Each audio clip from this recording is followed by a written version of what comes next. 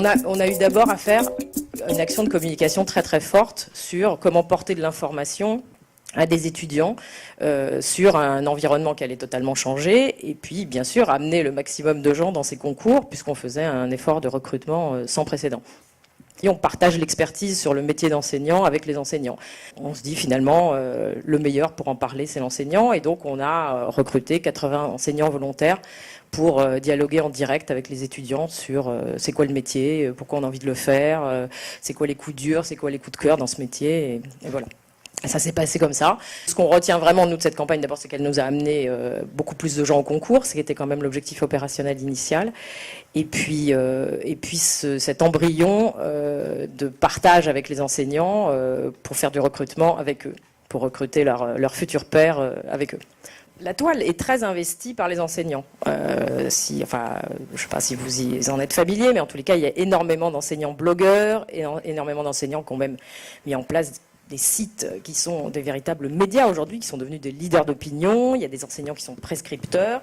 Donc on a toute cette toile qui est très très investie. Ils n'ont attendu personne pour le faire.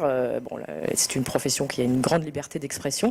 On a mis en place tout un plan pour amener ce numérique à l'école. Et bien sûr, ça dépasse complètement la question de l'équipement. Ça n'est pas qu'un problème de relation avec l'usager. En tous les cas, c'est un gisement très intéressant sur la relation, la communication avec l'administration, la communication avec les enseignants, la dématérialisation du cahier de texte, etc. Et là, il y a tout un enjeu gigantesque dont on ne mesure encore pas complètement les effets, d'ailleurs, tellement il va engendrer des mutations, que ce soit dans la pratique pédagogique, dans la façon d'apprendre, dans la façon de transmettre les savoirs, dans la relation entre les enseignants et les élèves, bien sûr.